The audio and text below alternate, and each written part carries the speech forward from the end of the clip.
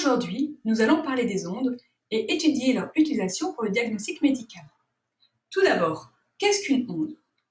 Une onde est la propagation d'une perturbation.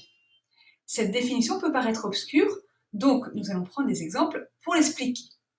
Premier exemple, le déplacement d'une déformation le long d'une corde.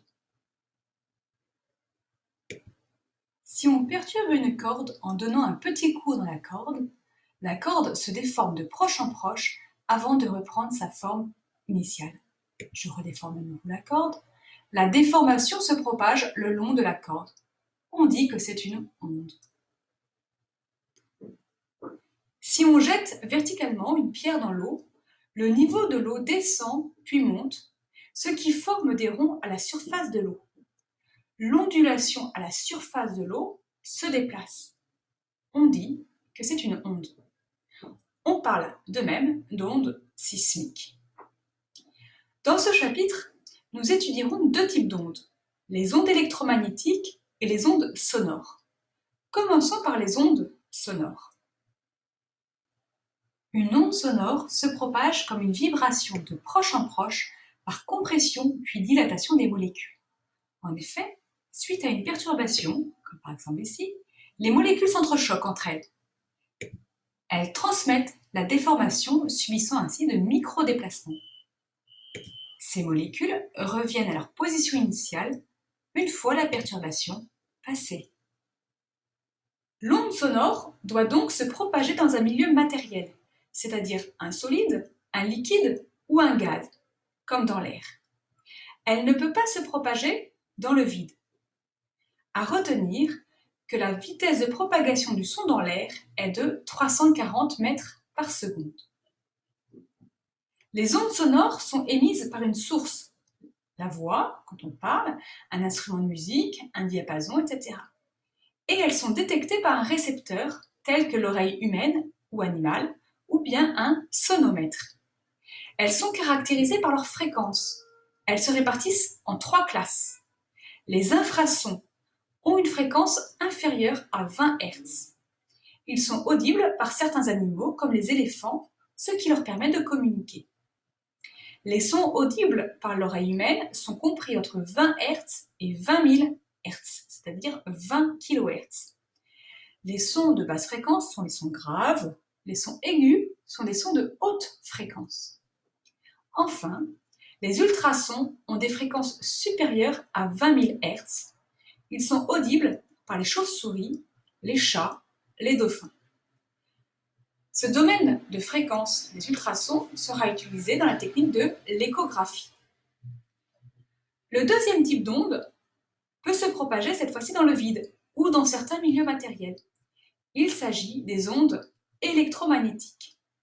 Les ondes électromagnétiques sont de même nature que la lumière. Elles portent des noms spécifiques en fonction de leur fréquence. La vitesse de propagation de ces ondes électromagnétiques est, comme pour la lumière, de 3,0 fois 10 puissance 8 mètres par seconde dans le vide. Une onde se caractérise par sa fréquence. La lumière visible est une onde électromagnétique perceptible par l'œil humain.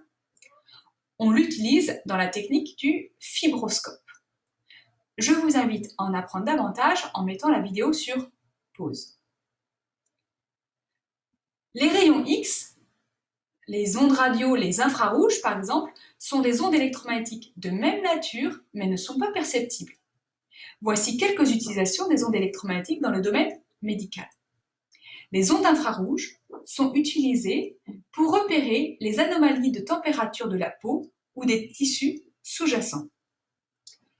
La radiographie utilise les rayons X.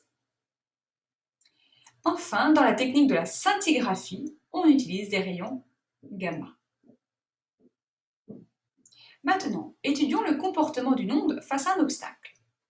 Quand une onde atteint un obstacle, une partie de l'onde peut être transmise, une autre partie réfléchie ou absorbée. On parle de transmission quand l'onde traverse l'obstacle. C'est-à-dire que si on place un récepteur de l'onde derrière le matériau, il reçoit le signal émis par l'émetteur. Il peut également y avoir réflexion. Dans ce cas, l'onde est renvoyée vers le milieu d'origine. Il suffit de placer l'émetteur et le récepteur du même côté de l'obstacle. Si le récepteur reçoit un signal, c'est qu'il y a eu réflexion. Enfin, il peut y avoir absorption. Dans ce cas, l'onde est atténuée lors de sa propagation dans l'obstacle. On dit qu'il y a absorption quand la transmission et la réflexion sont très faibles.